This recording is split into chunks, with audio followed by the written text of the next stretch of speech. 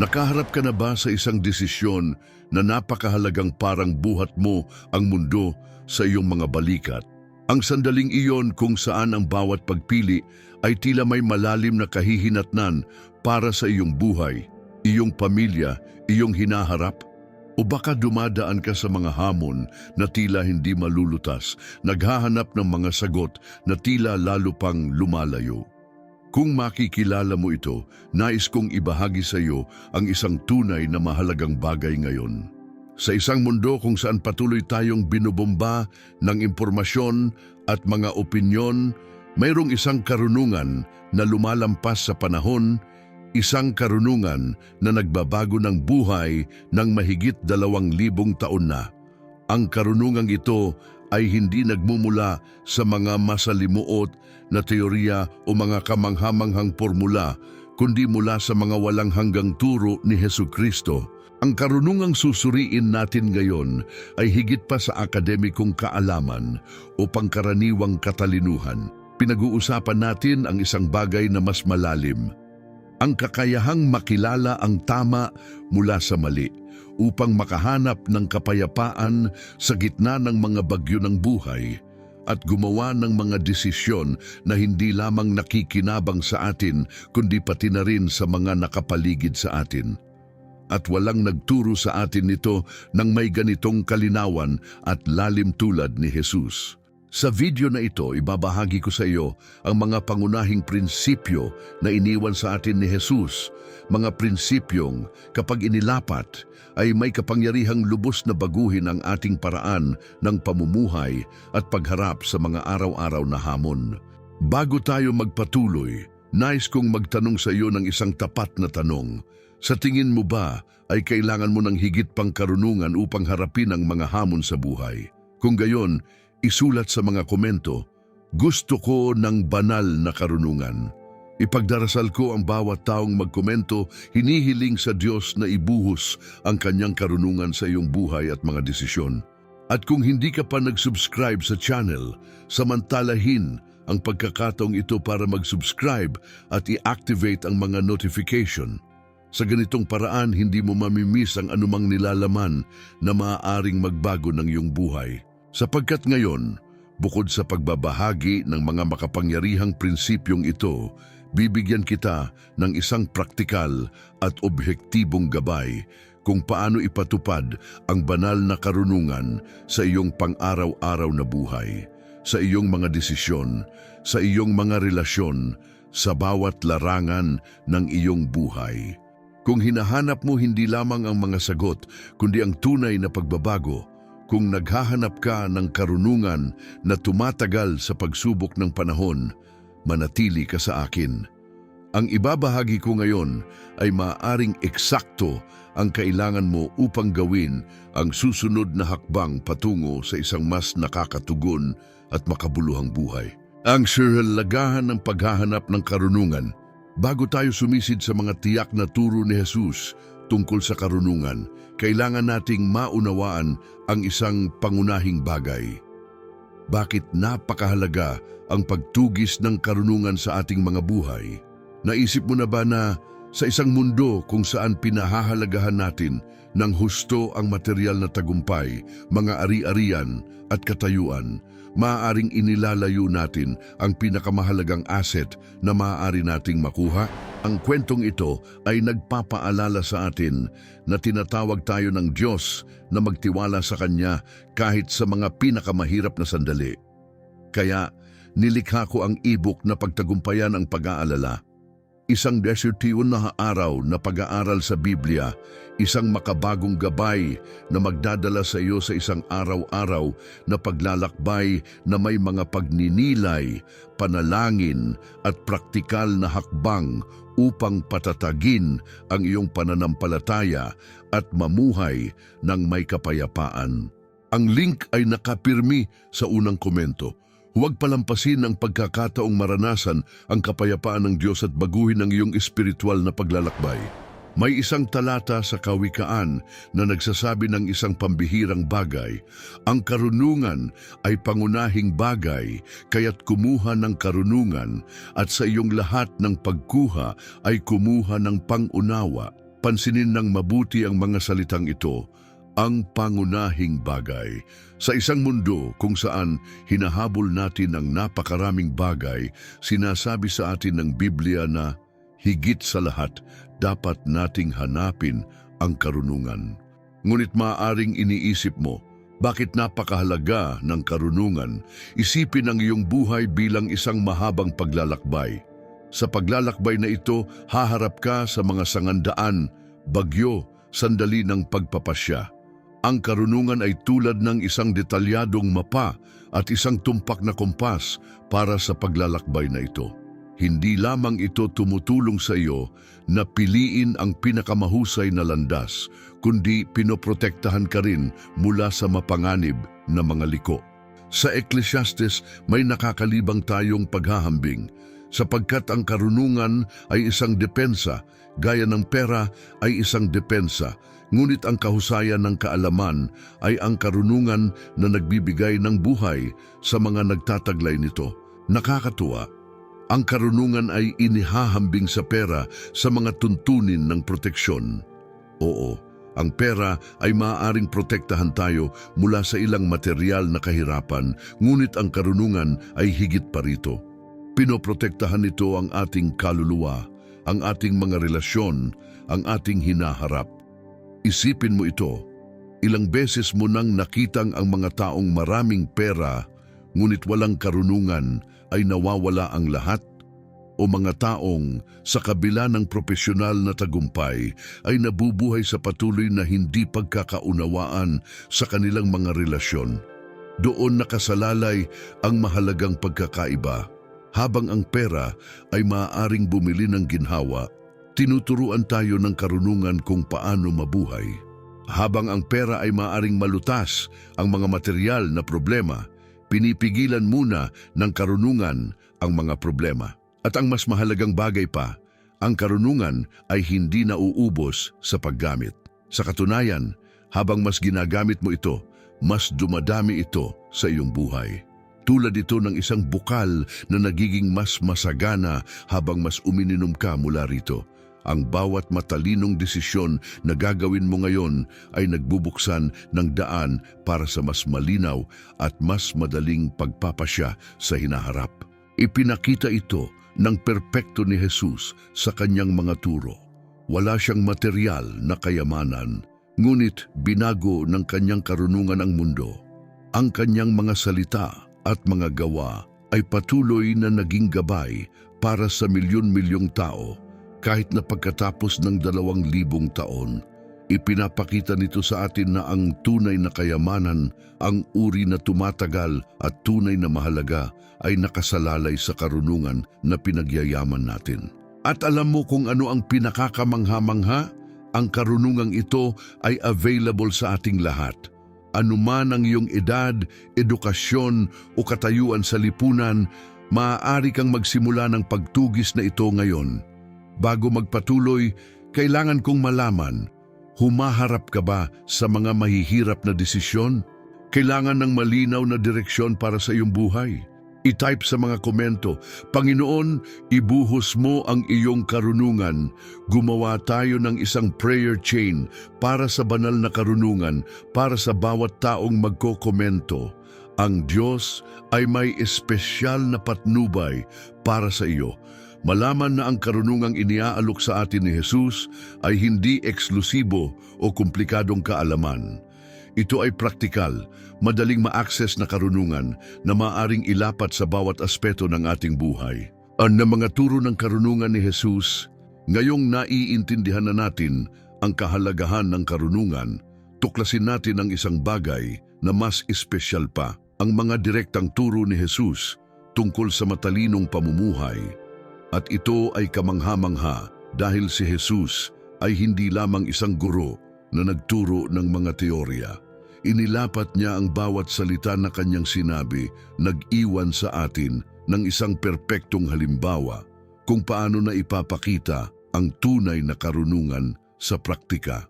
Simulan natin sa isa sa mga pinakamalalim na turo ni Jesus tungkol sa karunungan. Sa Mateo 7:24 hanggang 25, sinasabi niya sa atin, Kaya't ang sinumang nakakarinig ng mga sinasabi ko na ito at ginagawa ang mga ito ay itutulad ko siya sa isang taong matalino na nagtayo ng kanyang bahay sa bato. Malakas ang analogyang ito sa simplisidad at lalim nito. Pag-isipan sandali, kapag nagtatayo ng bahay, ang mahalaga ay hindi lamang ang panlabas na kagandahan o ang laki ng konstruksyon, kundi pangunahin ang pundasyon. Sa katulad na paraan, ang tunay na karunungan ay hindi nagmumula sa mga panandaliang opinyon o mga pabago-bagong uso. Nagmumula ito sa Diyos, ang ating hindi natitinag na bato. Sa isang mundo kung saan binobomba tayo ng libu-libong iba't ibang opinyon araw-araw, kung saan sinasabihan tayo kung ano ang dapat isipin at paano kumilos, mas nagiging makabuluhan pa ang turo na ito. Ang pagtatayo ng ating buhay sa bato ay nangangahulugang ibinabase natin ang ating mga desisyon, mga pinahahalagahan at mga aksyon sa walang hanggang mga prinsipyo ng Diyos, hindi sa mga gumagalaw na buhangin ng mga opinyon ng mundo. Patuloy na manood dahil ang susunod na prinsipyo ay pangunahin para sa iyong mga relasyon. Ang pangalawang turo ni Jesus tungkol sa karunungan ay humahawak sa isang bagay na pinaghihirapan nating lahat, ang pagkontrol sa ating mga salita at kilos. Sa Mateo 5:37, tinuturuan niya tayo, hayaan mong ang iyong oo ay maging oo at ang iyong hindi ay hindi, sapagkat ang anumang higit pa sa mga ito ay nagmumula sa masama. Sa unang tingin, maaaring tila isang simpleng turo ito, ngunit ang aplikasyon nito ay nakabago at makapangyarihan. Tinuturuan tayo ni Jesus tungkol sa kahalagahan ng integridad, kalinawan at pagpipigil sa sarili sa ating mga salita at kilos. Ilang beses na ba nating pinagsisihan ang mga salitang nasabi sa init ng sandali o mga desisyong ginawa ng biglaan? Ang turo na ito ay nag-aanyaya sa atin sa isang pangunahing kasanayan ng karunungan, pag-iisip bago kumilos. Sa isang mundo na nagpapahalaga sa mabilis na tugon at agarang desisyon, tinuturuan tayo ni Jesus ng halaga ng pagsasaalang-alang, kalinawan at katotohanan sa lahat ng ating ginagawa. Hindi natin kailangan ng mga kalahating katotohanan, siguro, o mga pag-iwas na sagot. Ang karunungan ay nakasalalay sa pagiging malinaw, direkta at totoo, laging nag-iisip bago tayo kumilos o magsalita. Ang pangatlong turo ni Jesus tungkol sa karunungan ay humahawak sa isang pangunahing bagay sa ating paglago, kababaang loob. Sa Mateo 18:4, ginulat tayo ni Jesus sa pamamagitan ng paggamit ng isang bata bilang halimbawa. Sinasabing, kaya't ang sinumang nagpapakumbaba na gaya nitong maliit na bata ay siyang pinakadakila sa kaharian ng langit. Pansinin kung gaano kalalim ang turo na ito. Ang isang bata ay may isang espesyal na katangian. Alam nila na hindi nila alam ang lahat. Laging sila'y curious, laging bukas sa pagkatuto, laging nagtatanong. Ito ang saloobin na nais ni Jesus na taglayin natin. Ang tunay na karunungan ay nagsisimula kapag kinikilala natin na marami pa tayong dapat matutunan. Anuman ang ating edad, posisyon o mga nagawa, kapag pinapanatili natin ang isang mapagpakumbabang puso tulad ng sa isang bata, binubuksan natin ang ating sarili sa mga bagong kaalaman, mga bagong pananaw at patuloy na paglago. Nakakawili na pansinin na ang mga pinakamatalinong tao na kilala natin ay kadalasang ang pinakamapagkumbaba, laging handa na makinig at matuto mula sa iba. Ang ikaapat na turo ay nagdudulot sa atin ng isang revolusyonaryong pananaw sa karunungan at mga relasyon. Sinabi ni Jesus sa Mateo 5:9, mapapalad ang mga taong mapayapa sapagkat sila'y tatawaging mga anak ng Diyos. Sa isang mundo kung saan ang lahat ay tila gustong maging tama, kung saan puno ang social media ng mga mainit na talakayan at mga hindi pagkakaunawaan, tinuturuan tayo ni Jesus na ang tunay na karunungan ay nakasalalay sa pagiging isang tagapagpayapa. Hindi ito tungkol sa pag-iwas sa mga hindi pagkakaunawaan sa lahat ng gastos, kundi tungkol sa pagkakaroon ng kaalaman kung paano baguhin ang mga sandali ng tensyon sa mga pagkakataon upang magtayo ng mga tulay, hindi mga pader. Isipin kung gaano karaming relasyon ang nasira sa pamamagitan ng mga taong nagsisikap na patunayan na sila ay tama.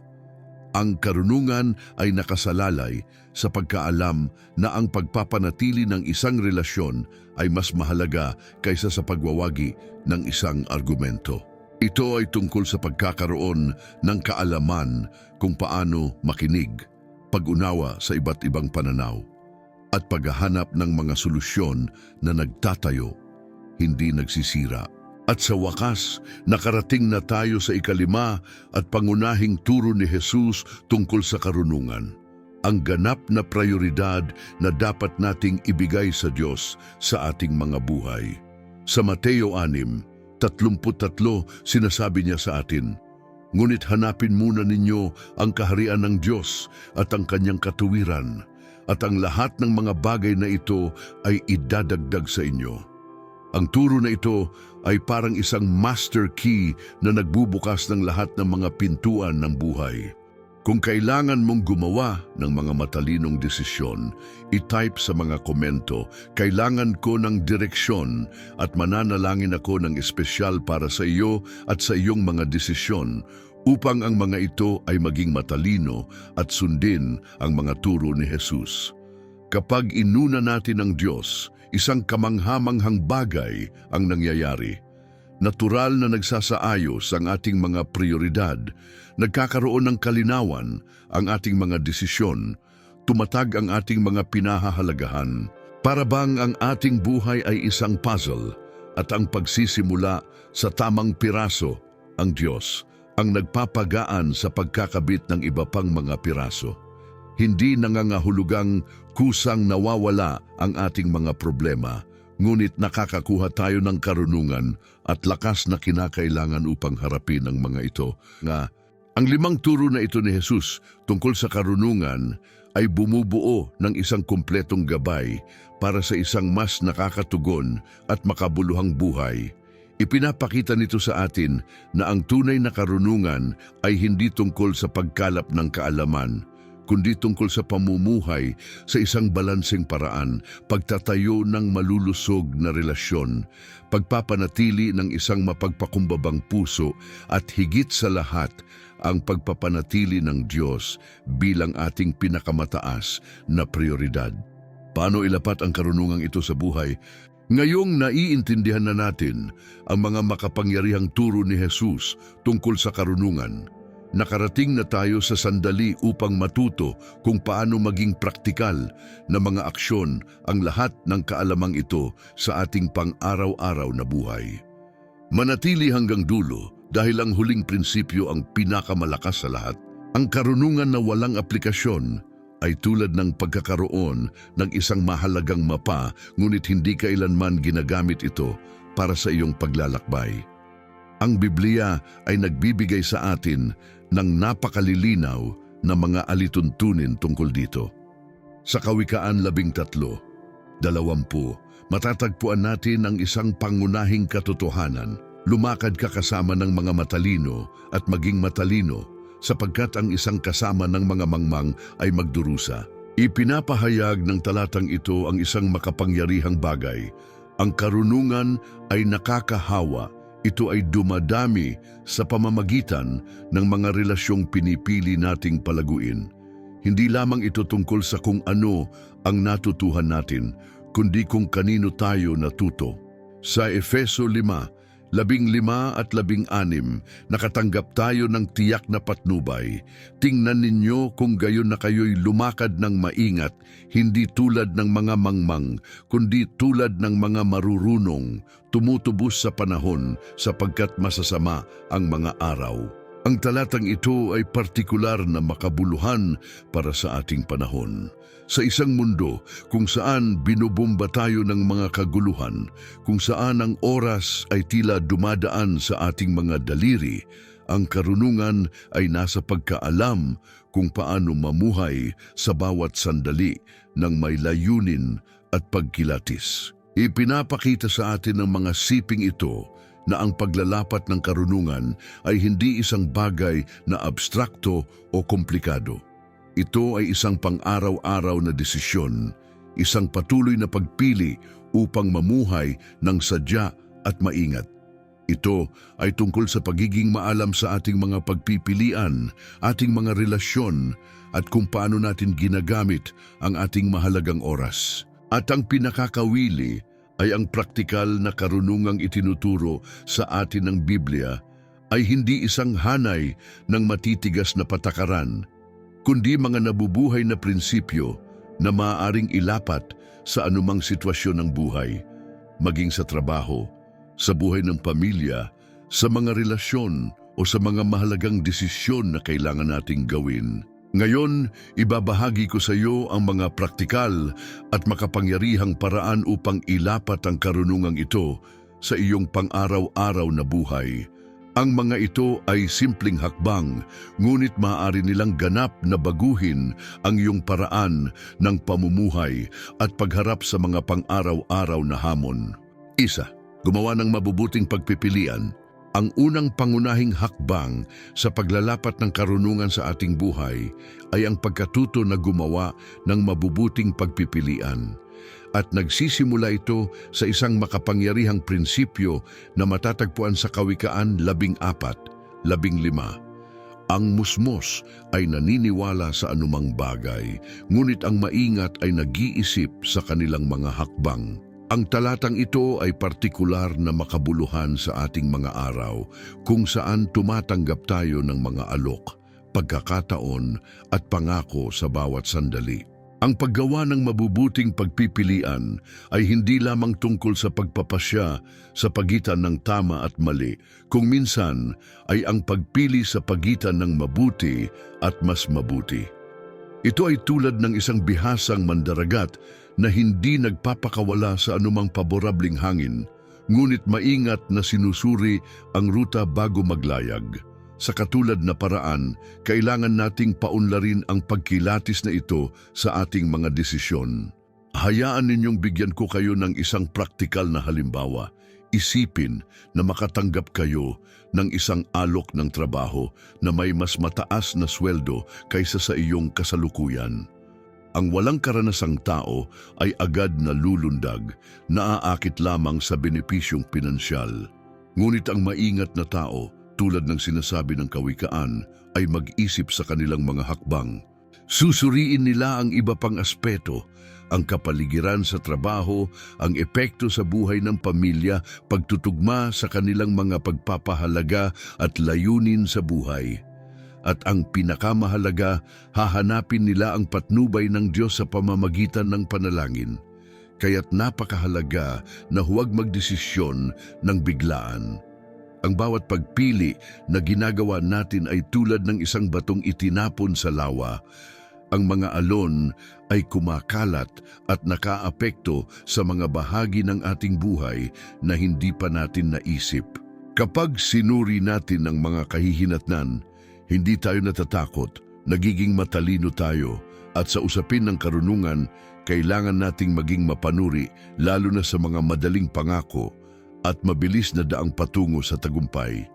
Nabubuhay tayo sa isang panahon kung saan marami ang nagbebenta ng mga mahiwagang formula para sa kayamanan, kaligayahan o kaganapan.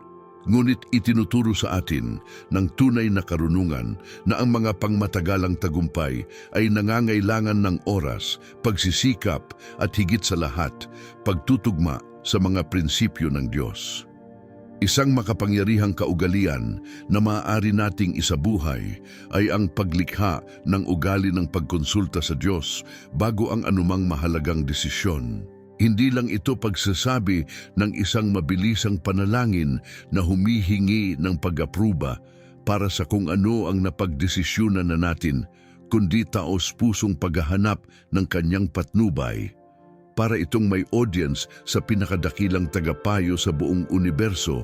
Bakit hindi samantalahin ang pagkakataong ito? Bukod dito, ang paghingi ng payo mula sa mga matalino at may karanasang tao ay napakahalaga. Pansinin na hindi ako nagsasalita tungkol sa paghingi ng opinyon ng lahat, kundi pagtukoy ng mga taong may patuloy na paglalakad kasama ang Diyos at makakatulong sa atin na makakita ng mga anggulo na maaaring hindi natin napansin. Tandaan, bawat desisyon na ginagawa natin ngayon ay bumubuo ng ating bukas. Kapag inilapat natin ang praktikal na karunungang ito, pagdarasal, pagsusuri ng mga kahihinatnan, pagiging mapanuri sa mga madaling daanan, at paghahanap ng mabuting payo, ay bumubuo tayo ng matatag na pundasyon para sa ating buhay. Tulad ng kasabihan, ang pagmamadali ay nagre-resulta sa aksaya. Sa karunungan ng Diyos, mas mabuting gumawa ng isang matatag na hakbang sa tamang direksyon kaysa sa maraming magmamadaling hakbang sa maling landas. 2, mag-isip bago magsalita. Ang pangalawang pangunahing prinsipyo para sa paglalapat ng karunungan sa ating buhay ay may kaugnayan sa kapangyarihan ng ating mga salita.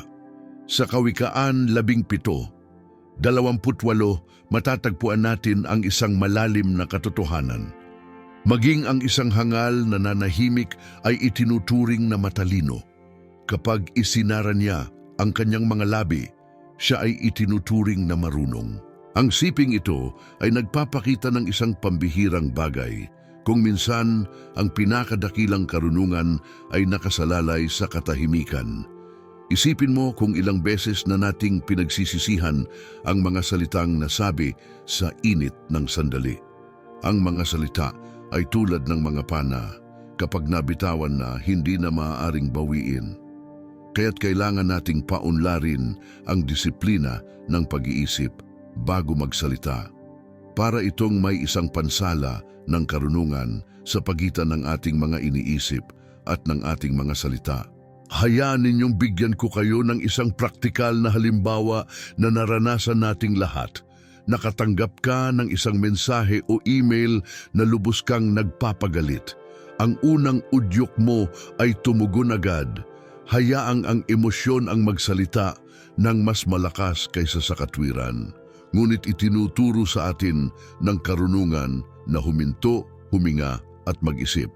Kung minsan, ang pinakamahusay na tugon ay ang ibinibigay natin pagkatapos ng isang gabing pagtulog kapag kumalma na ang ating mga emosyon. Sa praktika, nangangahulugan itong pagbuo ng ilang makapangyarihang gawi. Una, matutong talagang makinig.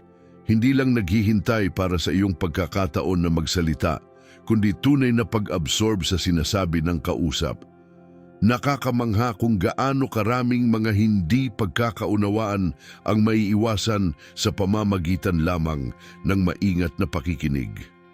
Pangalawa, bago ipahayag ang hindi pagsang-ayon, maghanap ng common ground. Halimbawa, sa isang talakayan tungkol sa mga paraan ng trabaho, maaari mong sabihin, "Pinahahalagahan ko ang iyong pagmamalasakit sa kahusayan. Paano kung sabay nating tuklasin ang iba't ibang paraan?" Ang saloobin na ito ay nagtatayo ng mga tulay sa halip na mga pader. Isang napakariwang halimbawa ay kapag umuwi tayo pagkatapos ng isang nakakapagod na araw at hindi nagawa ng ating asawa ang isang bagay na ipinangako nila.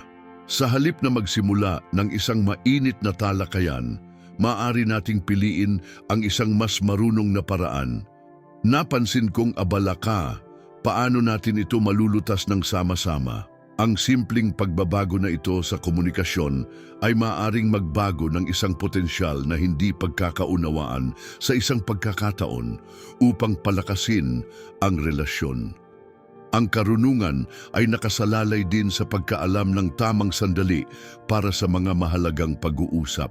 Minsan, hindi kung ano ang sinasabi natin, kundi kung kailan natin ito sinasabi ang nagdudulot ng kaibahan. Para itong isang magsasaka na nakakaalam ng pinakamahusay na oras para magtanim, may naaangkop na oras para sa bawat pag-uusap.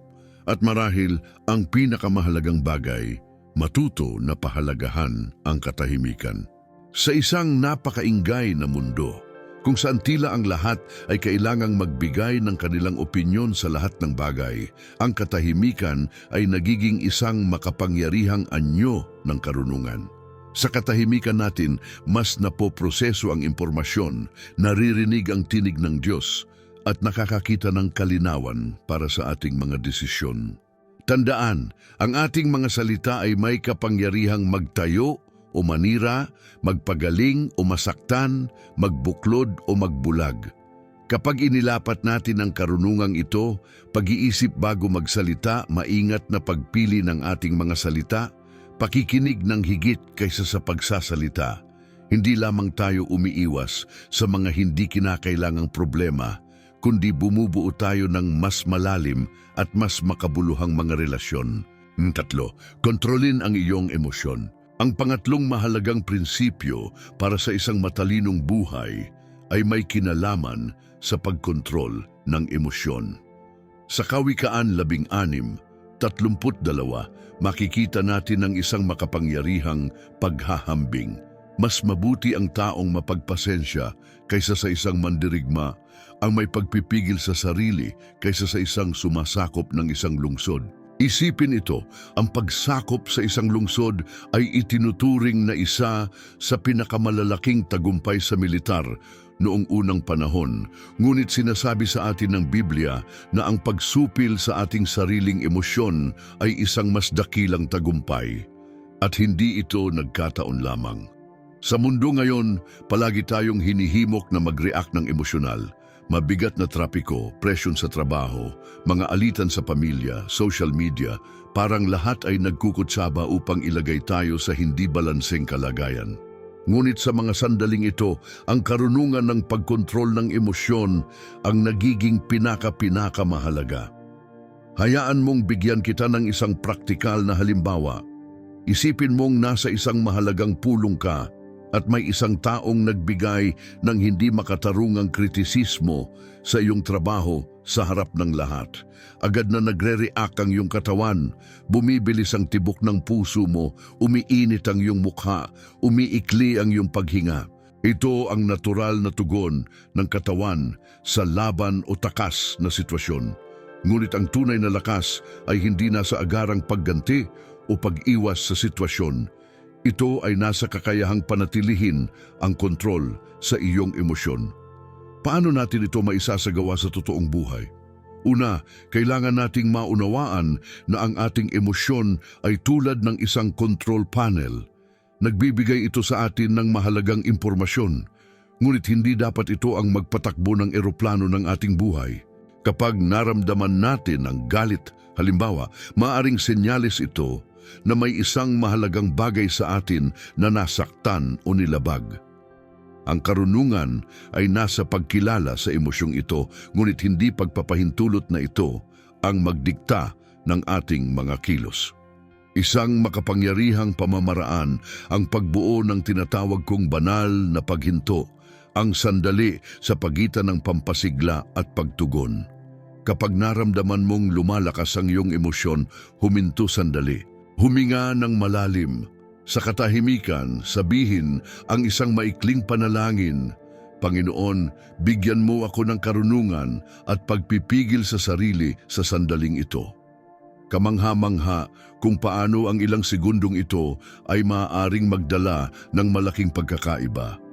Ang emosyonal na balanse ay hindi nangangahulugang hindi natin mararamdaman ang emosyon. Ito ay nangangahulugang hindi tayo kontrolado ng mga ito. And tulad ito ng isang bihasang kapitan ng barko na marunong maglayag sa parehong mahinahong tubig at malalaking bagyo. Ang mga emosyon ay dumarating at lumilipas tulad ng mga alon sa dagat, ngunit tayo ang nagdedesisyon kung paano natin itatawid ang ating barko sa mga ito. Isang mahalagang pagsasanay ay ang pagbuo ng ugali ng preventive prayer o panalangin bilang paghahanda. Sa halip na tumawag lamang sa Diyos kapag nasa ilalim na tayo ng matinding emosyon, maaari nating simulan ang ating araw sa paghingi ng karunungan at pagpipigil sa sarili.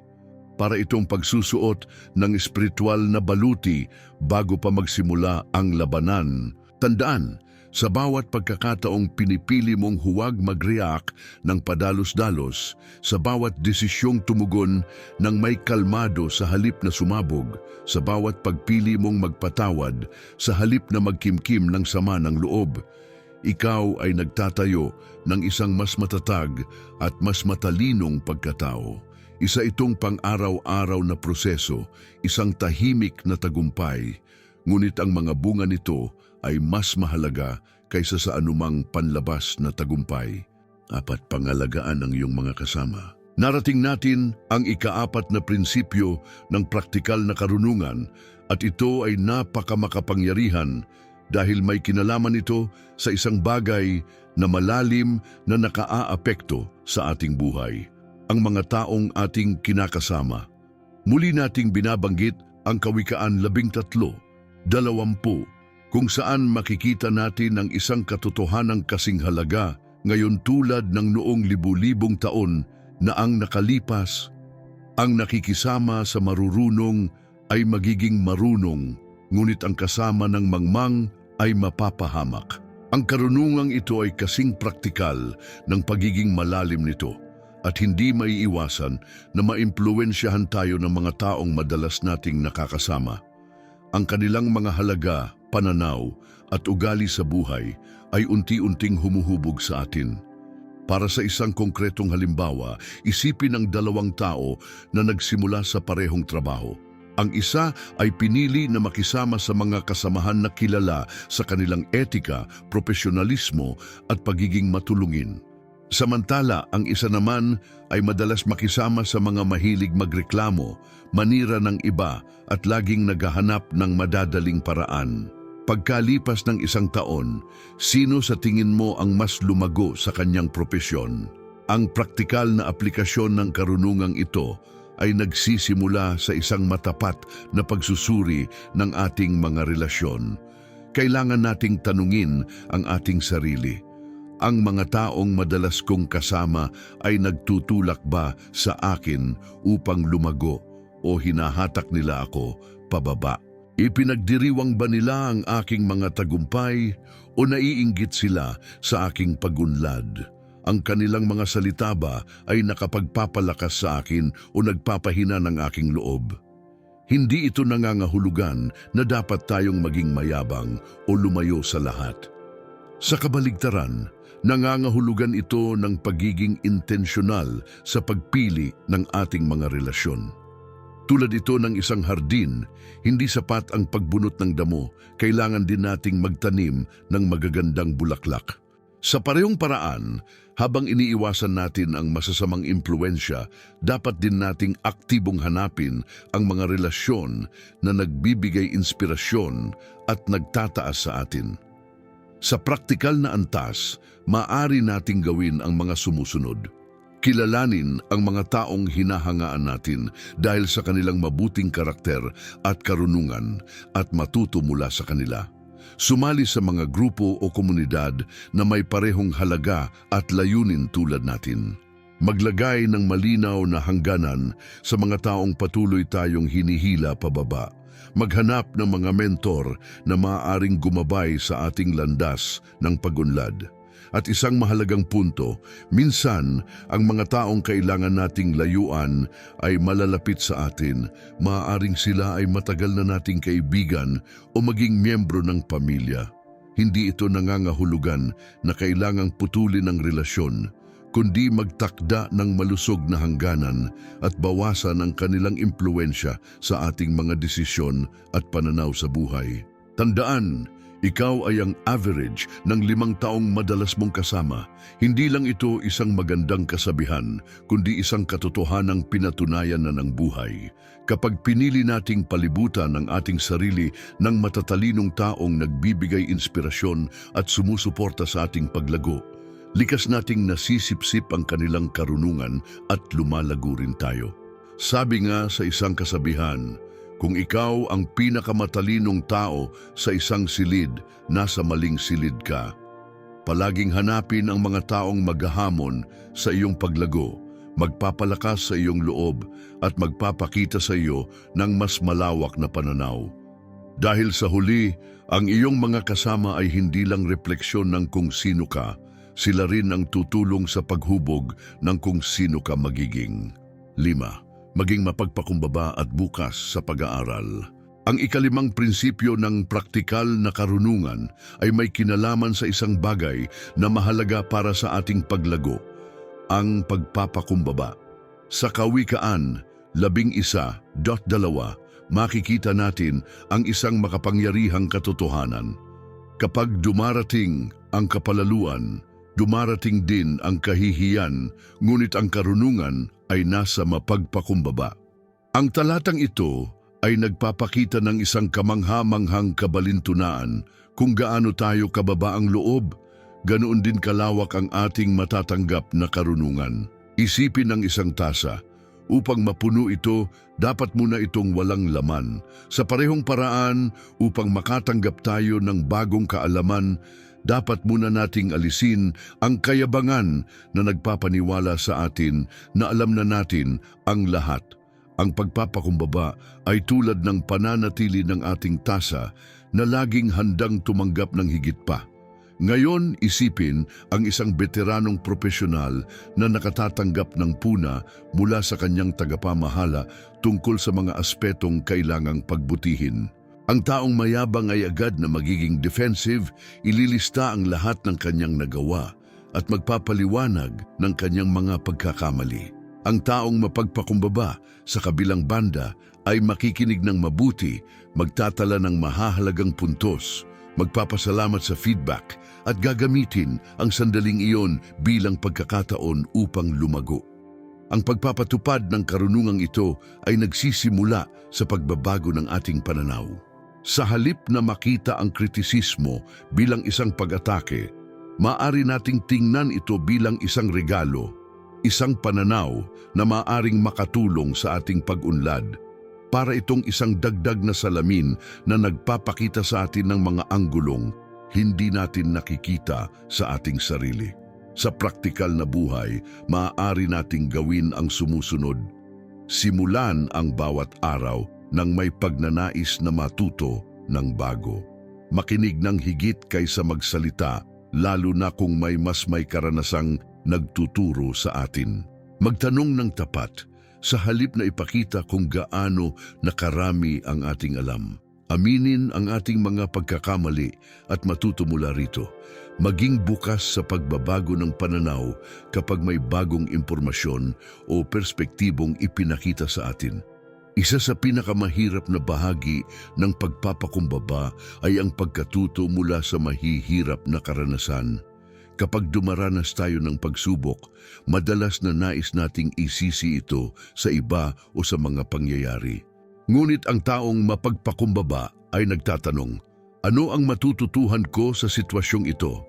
Sa ganitong paraan, ang mga hadlang ay nagiging hakbang patungo sa tagumpay. Mahalagang tandaan na ang tunay na karunungan ay hindi ang hindi kailanman madapa, kundi ang matuto ng bago sa bawat pagkakataong tayo ay bumabangon. Ang pagpapakumbaba ay hindi nangangahulugan ng mababang pagtingin sa sarili. Ito ay ang pag-iisip tungkol sa sarili ng mas kaunti. Ito ay ang tapang na aminin ng hindi ko alam, ang pasasalamat na tanggapin na palagi tayong may dapat matutunan, at ang pangunawa na bawat taong ating nakakasalubong ay may mahalagang ituturo sa atin. Kapag namuhay tayo ng may ganitong pagpapakumbaba at pagiging bukas sa pagkatuto, matutuklasan natin na ang buhay mismo ay isang kamangha-manghang paaralan, kung saan bawat karanasan, bawat tao at bawat hamon ay may dalang bagong aral. At ang pinakamagandang bahagi, Habang mas marami tayong natututuhan, mas nauunawaan natin kung gaano pa karami ang dapat nating matutunan. At ito ang nagpapanatili sa atin na mapagpakumbaba at patuloy na bukas sa paglago. 6. Sanayin ang pagtitimpi at katatagan. Ang ika-6 na prinsipyo ng praktikal na karunungan ay may kinalaman sa isang bagay na mahirap para sa marami sa atin, ang pagtitimpi o pasensya. Bago tayo magpatuloy, nais kong itanong, pinagkakatiwalaan mo ba ang tiyempo ng Diyos? Isulat, pinagkakatiwala ko ang oras ng Diyos sa mga komento kung ikaw ay may hinihintay na mahalagang bagay. Sama-sama tayong manalangin para sa iyong sitwasyon. Sa Ecclesiastes 7:8, may isang napakalalim na katotohanan. Mas mabuti ang wakas ng isang bagay kaysa sa pasimula nito at ang pagtitimpi ay mas mabuti kaysa sa kapalaluan. Ipinapakita ng talatang ito ang isang mahalagang aral. Ang tunay na karunungan ay nasa kakayahang maghintay. Namumuhay tayo sa isang mundo ng pagmamadali, kung saan lahat ay kailangang mangyari agad at anumang paghihintay ay tila hindi katanggap-tanggap. Para bang palagi tayong may hinahabol na oras. Ngunit ang karunungan ng Diyos ay nagtuturo sa atin ng ibang paraan ng pag-iisip. Ang pinakamagagandang bunga ay yaong nahihinog sa tamang panahon. Isipin ng isang batang negosyante na nagsisimula pa lamang. Nakikita niya ang iba na mabilis na nagtatagumpay at nagsisimula siyang mainip at mawalan ng pag-asa dahil mas mabagal ang kanyang pag-unlad. Ang kawalan ng pasensya ay maaaring humantong sa pagkuha ng mapanganib na shortcut o pagsuko ng wala sa oras. Ngunit ang karunungan ng pagtitimpi ay nagtuturo sa atin na ang matibay na negosyo tulad ng matibay na puno ay nangangailangan ng panahon upang lumalim ang ugat nito. Paano natin ito maisa sa buhay? Unawain na ang tiyempo ng Diyos ay iba sa tiyempo natin. Tulad ng isang magsasakang nagtatanim ng buto, hindi niya ito hinuhukay araw-araw para tingnan kung ito'y lumalago. Alam niyang bawat panahon ay may layunin. May panahon ng pagtatanim at may panahon ng pag-aani. Tingnan ang paghihintay hindi bilang pagkaantala, kundi bilang paghahanda. Sanayin ang pagpupursigi kahit hindi natin agad nakikita ang resulta. Gawing oportunidad ang mga sandali ng pagkabalisa upang manalangin at magtiwala sa Diyos. Ipagdiwang ang maliliit na tagumpay, hindi lamang ang huling layunin. Isa sa pinakamahalagang bahagi ng pagtitimpi ay ang pagkatutong maghintay ng hindi nagrereklamo. Ang pagrereklamo ay parang lason na sumisira sa ating pananaw at inuubos ang enerhiyang dapat sana'y ginagamit natin upang magpatuloy. Sa halip, maaari nating gamitin ang panahong ito upang mas paghandaan ang ating hinaharap, palakasin ang ating karakter at palalimin ang ating pananampalataya. Ang katatagan o resilience na kaakibat ng pagtitimpi ay hindi nangangahulugang hindi tayo nakararamdam ng panghihina o pagkadismaya. Ang ibig sabihin nito ay ang pagpapatuloy kahit nararamdaman natin ang mga damdaming ito.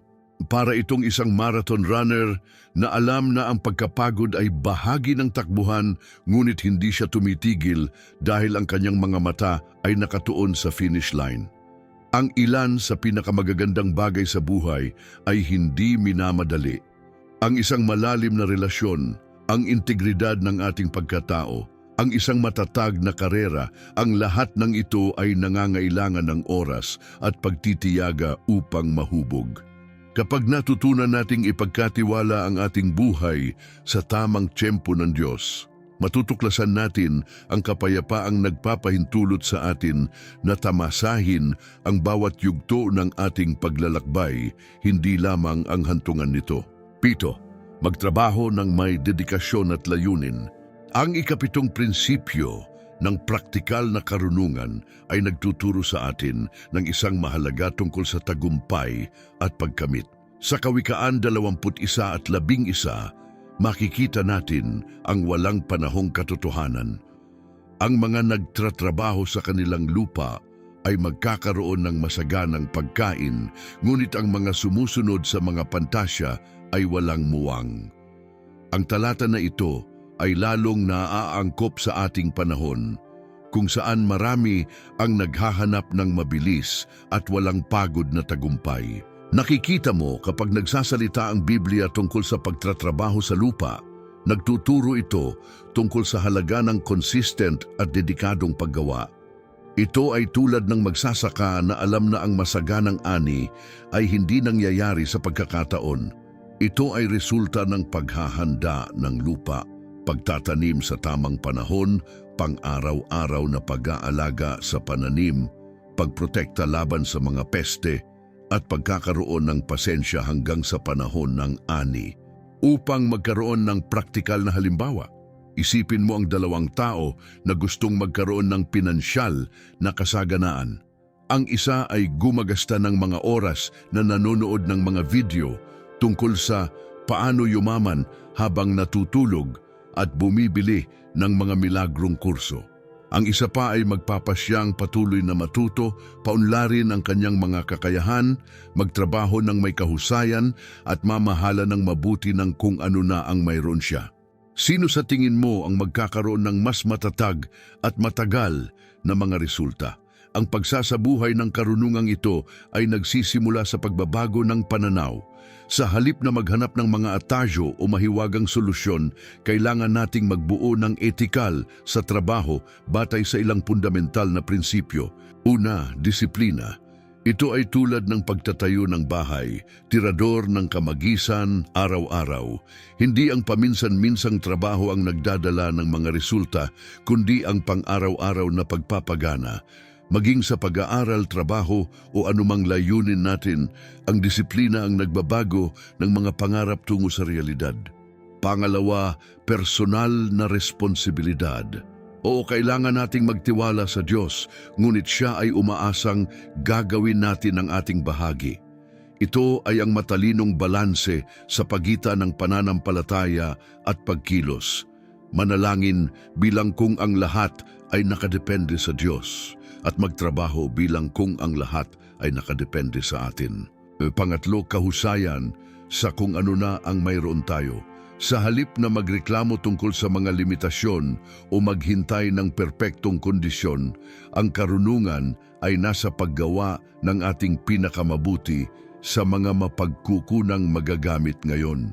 Ito ay tulad ng tagas na lingkod sa talinghaga ng mga talento. Hindi siya nagreklamo tungkol sa pagtanggap ng mas kaunti, ngunit nagtrabaho ng tapat sa kung ano ang mayroon siya. Sa praktika, dapat kang magbuo ng mga realistikong layunin at magtrabaho ng konsistent upang makamit ang mga ito. Mamuhunan sa patuloy na pag-aaral at pagpapaunlad ng mga kakayahan. Mapanatili ang pamantayan ng kahusayan kahit sa maliliit na gawain, at pinakamahalaga, maging proaktibo sa halip na maghintay na bumagsak ang mga pagkakataon mula sa langit. Sa makatuwid, tandaan, ang Diyos ay gumagalang sa dedikado at malinis na trabaho. Kapag ginawa natin ang ating bahagi ng may kahusayan at layunin, lumilikha tayo ng isang kapaligiran na nakatutulong sa mga pagpapala ng Diyos na magkaroon ng kahulugan sa ating mga buhay. Hindi ito tungkol sa pagtatrabaho ng may pagkabalisa o sa hindi balansing paraan, kundi sa pagiging mabuting tagapamahala ng mga talento at pagkakataong ibinigay ng Diyos. Tulad ng sinasabi ng Biblia, ang kamay ng masipag ay magkakaroon ng kasaganaan. Ito ay hindi lamang isang pangako ng material na kasaganaan, kundi ng isang buhay na mayaman sa makabuluhang mga pagkakamit. Itinayo sa matatag na pundasyon ng dedikadong at may layuning trabaho. 8. Maging mapagpasalamat at magtiwala sa Diyos. Ang ikawalong at huling prinsipyo ng praktikal na karunungan ay nagdadala sa atin sa pundasyon ng isang tunay na makakarungang buhay, pasasalamat at pagtitiwala sa Diyos. Sa unang Tesalonica 5:8, makikita natin ang mahalagang gabay. Sa lahat ng bagay magpasalamat kayo sapagkat ito ang kalooban ng Diyos kay Kristo Jesus para sa inyo. At sa Kawikaan 3:5-6, mayroon tayo. Magtiwala ka sa Panginoon ng buong puso mo at huwag kang masandal sa iyong sariling pag-unawa. Sa lahat ng iyong mga paraan, kilalanin mo siya at siya ang gagawing tuwid ang iyong mga landas. Ang mga talata na ito ay nagpapahayag ng isang napakalalim sa atin. Ang pasasalamat at pagtitiwala ay hindi lamang mga damdamin, sila ay mga pang-araw-araw na pagpili na lubos na nagbabago ng ating pananaw sa buhay. Hayaan mong magbigay ako ng isang praktikal na halimbawa. Isipin mo na haharapin mo ang isang malaking hamon sa trabaho. Ang natural na reaksyon ay magtuon sa problema, makaramdam ng pagkabalisa, maaaring magreklamo pa tungkol sa sitwasyon. Ngunit kapag nagsanay tayo ng pasasalamat, nagsisimula tayong makakita ng mga pagkakataon para sa paglago sa hamong iyon.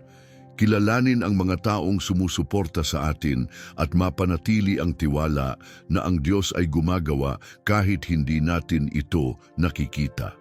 Sa praktika, maaari nating isapraktika ang karunungang ito sa ilang paraan. Simulan ang bawat araw na may pasasalamat sa pamamagitan ng pagbabantay ng 3 partikular na pagpapala pagkagising. Pagkatapos ay magpasalamat kahit sa maliliit na bagay na karaniwang hindi napapansin at baguhin ang mga reklamo tungo sa mga pahayag ng pasasalamat. Isa pang paraan ay ang pagpapaunlad ng tiwala sa mahihirap na panahon. Upang gawin ito, panatilihin ang isang journal ng mga sinagot na panalangin. Alalahanin ang mga nakaraang sitwasyon kung saan kumilos ang Diyos para sa iyo at magbahagi ng mga patotoo ng pagkakaibigan ng Diyos sa iba. Ang ikatlong napakabisang gawain ay ang pagparaktis ng kasiyahan. Pahalagahan ang mayroon ka sa halip na palaging maghangad ng higit pa, ipagdiwang ang mga tagumpay ng iba ng walang inggit at hanapin ang kagalakan sa mga simpleng bagay sa buhay. Sa wakas, magbuo ng isang walang hanggang perspektibo, tingnan ng mga hamon bilang mga pagkakataon para sa paglago at magtiwala sa oras ng Diyos kahit mukhang wala namang nangyayari.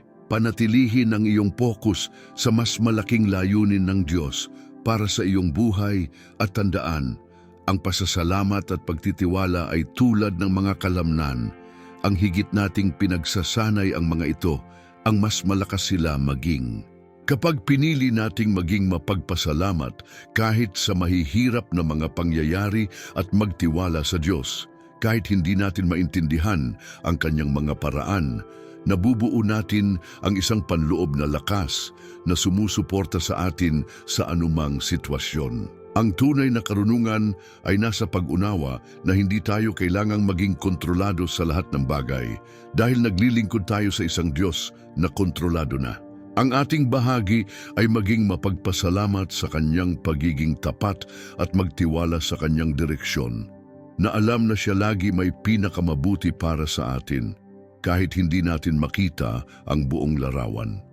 Buod ng 8 fundamental na hakbang na maaaring magbago ng iyong buhay. 1. Gumawa ng mga magandang pagpili. Bago ang anumang mahalagang desisyon, tumigil at hanapin ang direksyon ng Diyos. Tulad ng turo ng Kawikaan, ang marurunong na tao ay binabantayan ng kanyang mga hakbang. Huwag magpaikit sa mga malakas na damdamin o madaling mga pangako. Manalangin, mag-isip-isip at hanapin ang matalinong payo. 2. Mag-isip bago magsalita. Ang ating mga salita ay may kapangyarihan na makapagtayo o makapaghiwalay. Kaya kumuha ng malalim na hininga, mag-isip-isip at saka lamang magpahayag. Ang katahimikan ay madalas na mas matalino kaysa sa 1,000 salita.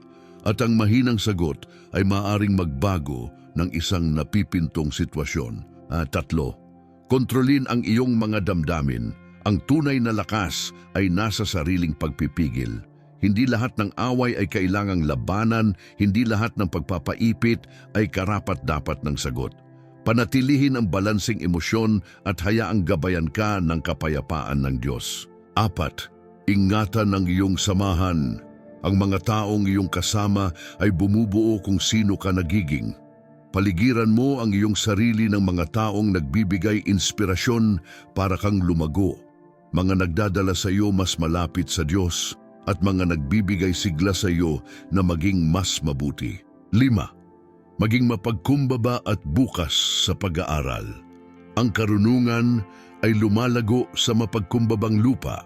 Palaging panatilihin ang isang pananaw ng estudyante. Tanggapin ang mga pagwawasto ng may pasasalamat at tingnan ang bawat karanasan bilang isang pagkakataon para sa paglago. 6. Pagsanay ng pagpapakumbaba at pagtiis. Ang mga pinakamabuting prutas ay kailangang magkaroon ng panahon para lumuto.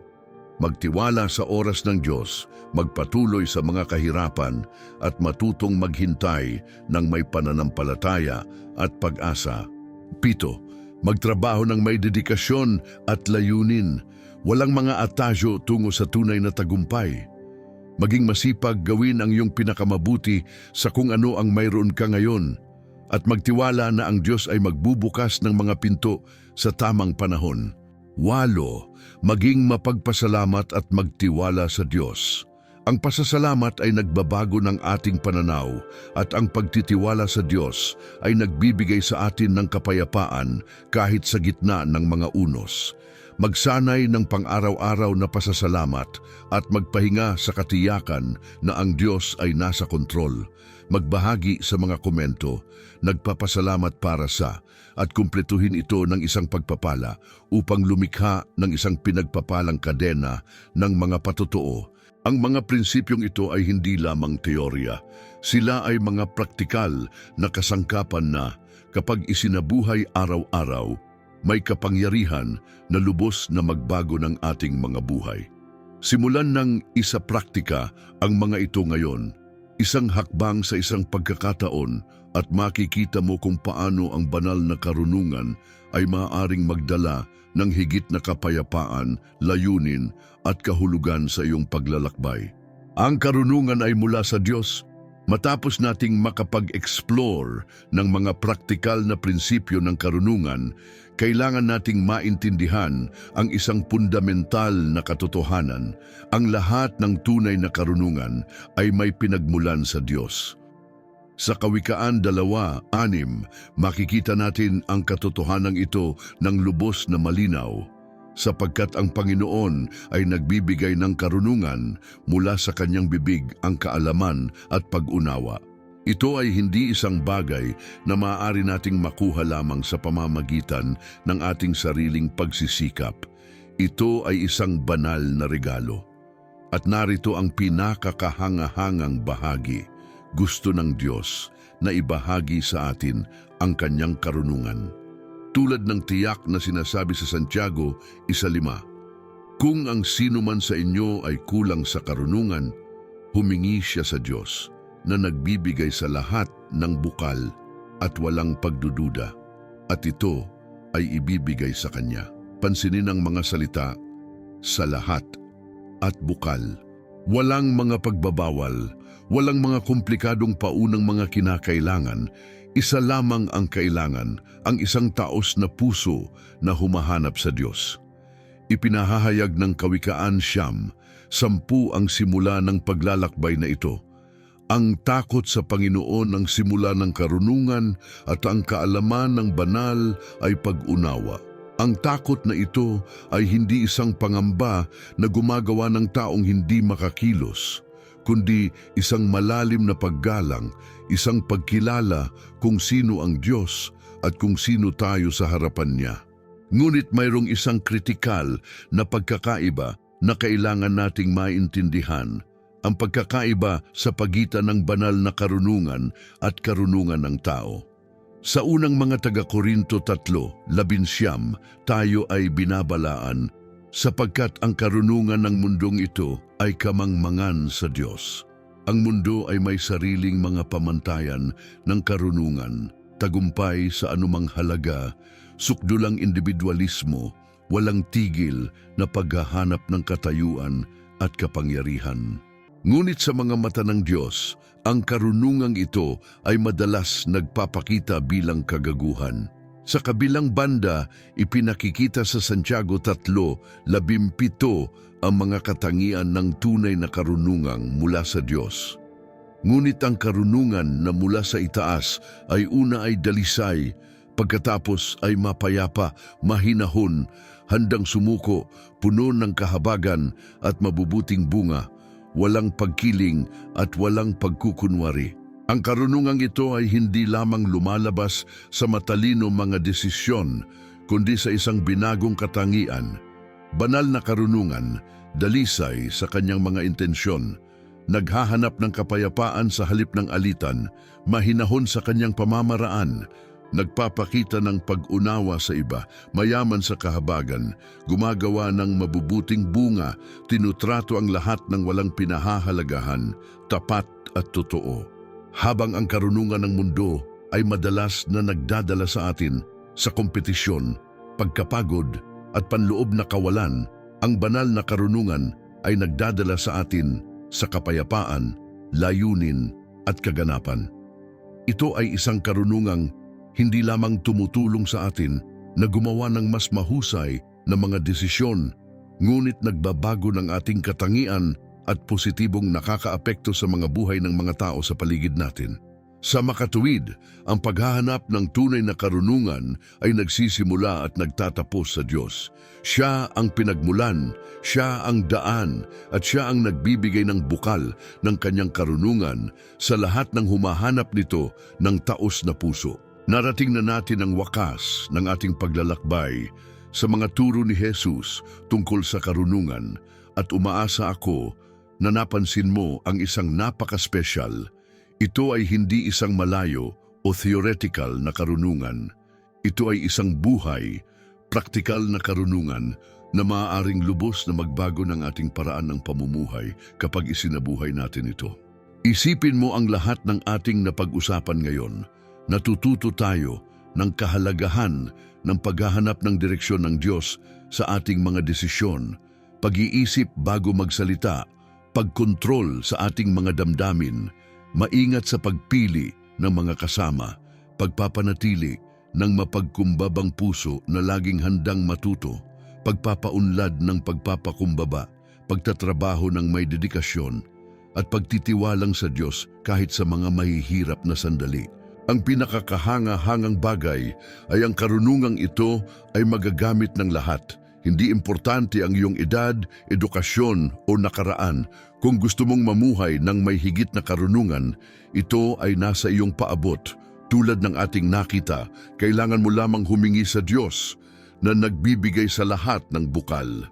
Ngayon, gusto kong magbigay ng isang espesyal na imbitasyon.